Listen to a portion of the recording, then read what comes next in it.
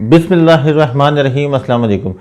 دنیا کا سب سے بڑا اور نام نہاد معتبر نشریاتی ادارہ پاکستان میں صحافتی بددیانتی میں کیوں ملوث نظر آتا ہے؟ ہم بات کر رہے ہیں BBC کی۔ اس کی کیا وجوہات ہیں، اس کا جائزہ لینے کی کوشش کریں گے، لیکن اس سے پہلے آپ سے ریکویسٹ کہ ہمارے چینل کراچی ڈائریز کو اگر آپ چاہیں تو سبسکرائب کیجئے تاکہ ہم اور آپ جڑے رہ سکیں۔ سب سے پہلے آپ کو بتاتے ہیں کہ نور مقدم کیس جو اس وقت انتہائی اہم مرحلے میں داخل ہو چکا ہے، بلکہ کہہ سکتے ہیں کہ یہ منطقی انجام کی طرف پہنچ رہا ہے۔ یہ ہائی کلاس سوسائٹی کے اندر جو ایکسٹریمزم ہے، جو انتہا پسندی ہے، اس کی عکاسی کرتا یہ کیس ہے، اور یہ جلد انشاءاللہ منطقی انجام تک پہنچے گا۔ ایک یہ ہماری سوسائٹی کے لیے، ہماری ریاست کے لیے ایک پیٹرن سیٹ کرے گا، ایک مثال بنے گا۔ اب نور مقدم کیس کے جو تمام ملزمان ہیں، ان کے اوپر فرد جرم عائد کرنے کے لیے سیشن کورٹ نے تاریخ مقرر کر دی ہے۔ دوسری طرف اسی کیس میں ایک اور بڑی ڈیولپمنٹ یہ ہو رہی ہے کہ ملزم کے جو والدین ہیں، ظاہر جعفر کے جو والد اور والدہ، ان کی درخواست ضمانت کی سماعت اس وقت اسلام آباد ہائی کورٹ میں بھی جاری ہے۔ جسٹس عامر فاروق کی عدالت کے اندر یہ کیس کی سماعت ہوئی، اور مدعی شوکت مقدم ان کے وکیل شاہ خبر پیش ہو، ان کی ضمانت کے خلاف انہوں نے دلائل دیے۔ اس دلائل کے اندر بہت ساری باتیں سامنے آئیں، خاص طور پر یہ بتایا گیا کہ یہ بالکل اس میں شریک ملزمان ہیں اس کیس کے اندر، اس کی معاونت کے لیے ظاہر جعفر کی یہ کرتے رہے، کیونکہ جس وقت یہ واقعہ ہو رہا تھا اس دوران تقریباً 6 سے 7 مرتبہ ظاہر کا اپنے والدین سے فون پر رابطہ ہوا۔ یہ فون ریکارڈ سے یہ بات سامنے آ چکی ہے، جو کہ اس نے کتنی دفعہ بات کی، کتنی دیر بات کی، کس نمبر پہ بات کی، اور ان کے جو ملازمین تھے ان سے کس نمبر پر بات ہوئی، کتنی دفعہ تھیراپی سینٹرز کے اوپر جا کے بات ہوئی۔ یہ سارا ریکارڈ اس وقت تفتیشی اداروں کے پاس ہے، اور وکیل شاہ خاور نے عدالت میں یہ ریکارڈ پیش بھی کیا۔ یہ تو ایک کیس کی تفصیل ہو گئی۔ عدالت نے اس کے اوپر باقاعدہ فریقین سے دلائل بھی مزید طلب کیے ہیں کہ ضمانت دی جائے نہیں دی جائے۔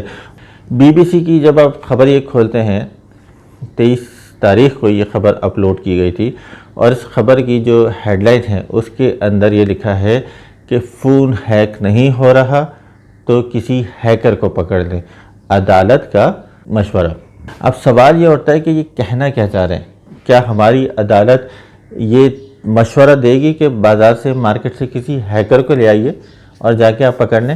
یعنی کہ آپ ہمارے عدالتی نظام پر بھی سوال اٹھا رہے ہیں، ہمارے تفتیشی اداروں کے اوپر بھی اہلیت پر سوال اٹھا رہے ہیں۔ آپ باقاعدہ اس کے اندر یہ کہہ رہے ہیں کہ عدالت نے یہ کہا ہے کہ آپ چھوڑ دیں ان کو، یہ لوگ نہیں کر سکتے، آپ باہر سے اس کو کھلوا لیں، کسی ہیکر کی مدد سے اس کو کھلوا دیجئے۔ اور یہ مشورے کی اصطلاح یہاں پر یوں غلط ہوتی ہے۔ لیکن جب ہم اس کیس کے اندر اس پوری خبر کو تفصیل سے پڑھتے ہیں تو اس کیس کی سماعت کے دوران عدالت نے یہ استفسار کیا، کیا ظاہر جعفر کے فون کا تمام ریکارڈ حاصل کر لیا گیا ہے؟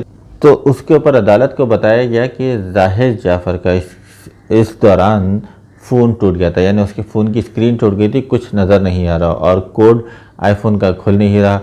تو عدالت کی طرف سے حیرت کا اظہار کیا گیا کہ آج کے دور میں بھی فون کو کھولا نہیں جا سکتا۔ پھر عدالت کی طرف سے ایک یہ ریمارکس ہے کہ کسی بھی ہیکر کو پکڑ لیں مارکیٹ سے، وہ یہ کام کر دے گا، جس پر کمرہ عدالت میں قہقہے بلند ہو گئے۔ یعنی کہ اب آپ غور کیجئے، آپ کی ہیڈنگ کہہ رہی ہے کہ عدالت مشورہ دے رہی ہے، اور نیچے ریمارکس آ رہی ہے، یعنی ایک طرف ایک طنز ہوتا ہے، یہ دونوں چیزوں میں کتنا بڑا فرق ہے، اور دونوں چیزوں سے یہ پتہ لگتا ہے کہ اس ایک لائن، ایک باریک سی لائن، اس کو بین السطور میں کہتے ہیں بٹوین دا لائنز، آپ نے ہمارے نظام کے اوپر انگلیاں اٹھائی ہیں۔ تو یہ BBC کی صحافتی بددیانتی ہے۔ یہ پہلی دفعہ نہیں ہوا، ماضی میں بھی کئی دفعہ ایسا ہوا ہے کہ بین السطور BBC کی طرف سے کئی ایسی لائنیں لکھ دی جاتی ہیں جن کے مطلب کچھ اور ہوتے ہیں اور خبر کے اندر کچھ۔